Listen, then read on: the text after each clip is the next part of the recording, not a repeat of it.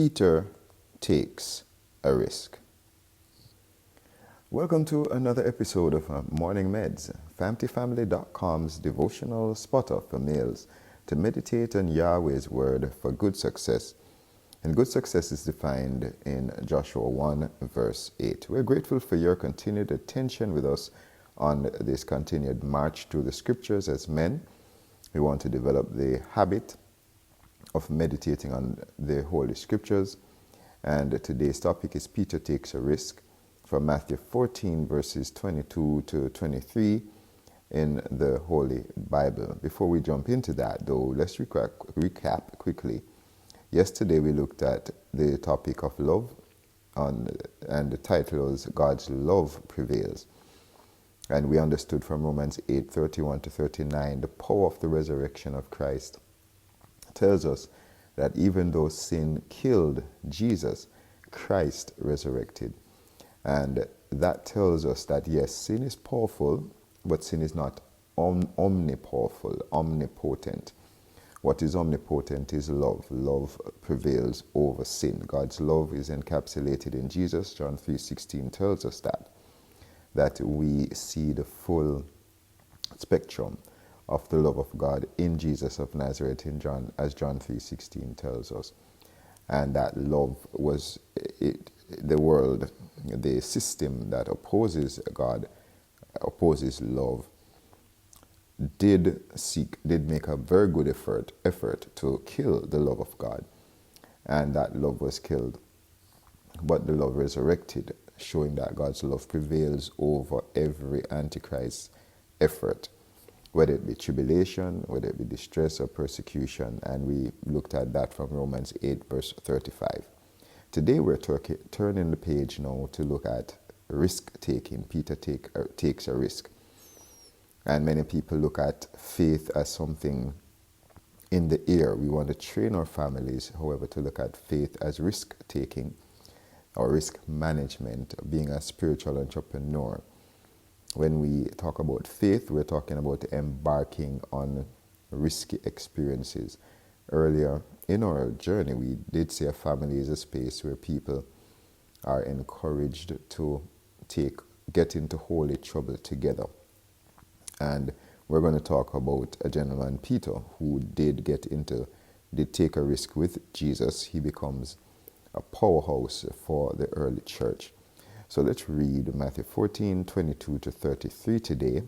I'm trying to save my voice, which is still not at 100%. But let's jump into this in the Good News Translation. I believe that's what we have on the screen. So Matthew 14:22 to 33 reads, Then Jesus made the disciples get into the boat and go on ahead to the other side of the lake, while he sent the people away. After sending the people away, he went up a hill by himself to pray. When evening came, Jesus was there alone. By this time the boat was far out in the lake, tossed about by the waves, because the wind was blowing against it. Between 3 and 6 o'clock in the morning, Jesus came to the disciples walking on the water. When they saw him walking on the water, they were terrified. It's a ghost, they said. It screamed with fear. Jesus spoke to them at once. Courage, he said. It is I. Don't be afraid. Then Peter spoke up. Lord, if it is really you, order me to come out on the water to you. Come, answered Jesus. So Peter got out of the boat, started walking on the water to Jesus. But when he noticed the strong wind, he was afraid, started to sink down in the water. Save me, Lord, he cried. At once, Jesus reached out and grabbed hold of him and said, How little faith you have! Why did you doubt? They both got into the boat, and the wind died down. Then the disciples, verse 33, then the disciples in the boat worshipped Jesus. Truly you are the Son of God, they exclaimed. So our key verse is verse 30. And that verse tells us that once Jesus reached out and grabbed hold of him and said, "How little faith you have. Why did you doubt?" So this objective today is to encourage us to take, quote unquote, risks with Jesus. So we see in Matthew 14:22, Matthew, of course, is called the book of the fulfillment of the Old Testament prophecies, the book of discourses, the book of the church. So we see this book as a very important book to make a connection between the Jewish Old Testament and the New Testament. And the book about the Messiah, the fulfillment of the Old Testament prophecy, the Messiah, the discourses, Jesus being a teacher, teaching heavily about the kingdom of heaven, and the church are some important elements of the book of Matthew. And in Matthew 14, John the Baptist had just died, he was beheaded. And Jesus feeds about 5,000 people. Now he's walking on water. And we know that Jesus is making the claim that he is the Son of God. He is the Messiah. And he's doing things that a Messiah would do. The disciples here, after they just saw him feed 5,000 people, 5,000 men, they go into a boat, they fed 5,000 persons, and he is, I believe, let me see, where are they? They're, I think, in Galilee. He feeds 5,000 people, 5,000 men, not to cover women and children, in a miraculous manner.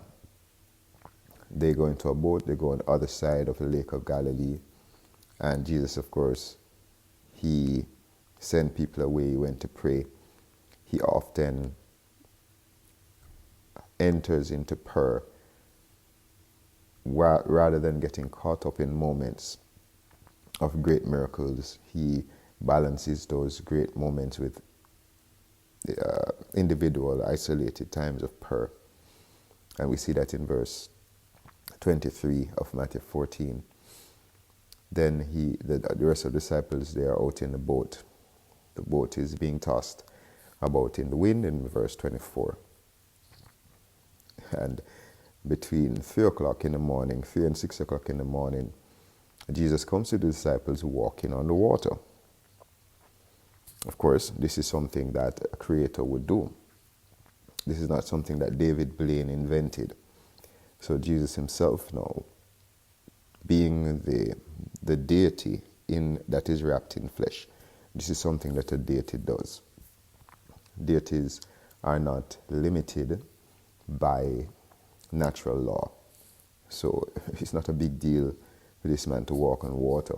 If he can raise again from the dead, he can raise the dead, he can heal the sick, he can multiply food.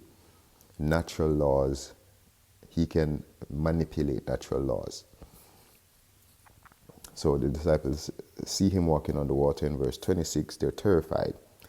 "It's a ghost," they screamed with fear. That's verse 26. For people who have a natural mind, that is how we would naturally respond. This is not a natural law to see a man walking on water. Excuse me. So Jesus speaks to them. He tries to reassure them. Don't be afraid. When we're facing strange situations, the natural response is to freak out. And Jesus says, no, don't do that. Similarly to Moses encouraging Joshua in Joshua 1, verse 9. Don't be afraid.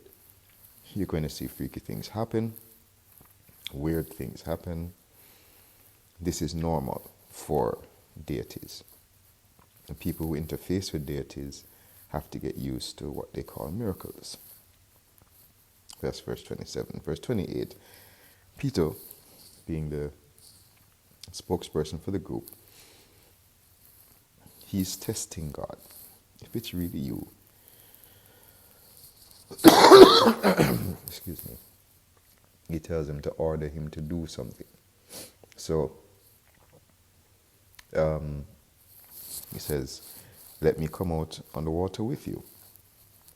And this is something that we would say Peter is breaking a law of God. Don't tempt the Lord your God.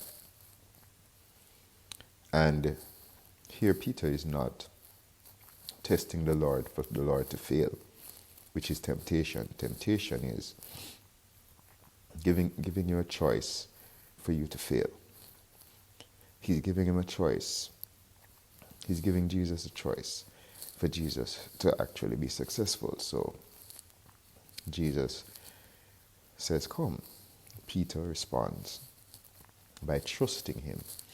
In verse 29, Peter walks on water, the only man apart from Jesus recorded in the Bible to walk on water, Peter.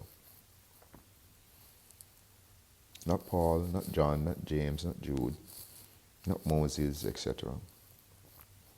Not Elijah, but Peter, a fisherman from Galilee, a businessman, a man who didn't go to rabbinical school, a nobody in Jewish society. A nobody walked on water. That's recorded in Scripture as canon, based on fathers of the faith. So, for those of us who think we're nobodies, here is another nobody. And he is in a peer group with Jesus, the only two humans that are recorded to walk on water. Why? Because he took a risk. He followed the command of Christ. He dared Christ, if you call it that. And he followed the command when he dared Christ. This almost brings us to Jacob wrestling with the angel in the book of Genesis. Slight differences in this story, but here we have a man testing God and allowing God to pass the test in his life. Verse 30. When he noticed the strong wind, he was afraid, started to sink down in the water. Save me, Lord, he cried. So here is now what we have to be aware of, the distraction. So he notices all of this is happening in a hurricane or in a strong wind. It's happening amidst the distraction of a bad situation. And we spoke yesterday about situations, God's love overcoming situations. Here we see Jesus' word overcoming the situation. Jesus is walking. There are other stories of Jesus calming storms with his word. Here he doesn't calm the storm. He just overpowers the storm and he just walks through it. And he allows another human to walk through the storm, but the human gets distracted by the storm. So we have to teach our families, or we can teach our families, not to be distracted by the thing that we're overcoming. Peter was walking on the storm until he notices the storm. He starts to pay more attention to the storm, it appears, than Jesus. And then, of course, he sinks. And that's our key verse, of course. 31, it leads us to the 31. At once Jesus reached out and grabbed hold of him and said, "How little faith you have, why did you doubt?" Was Jesus taking a moment to just push it, to just kick Peter when he's down? No. He's teaching him in the moment that your doubt cancels your faith.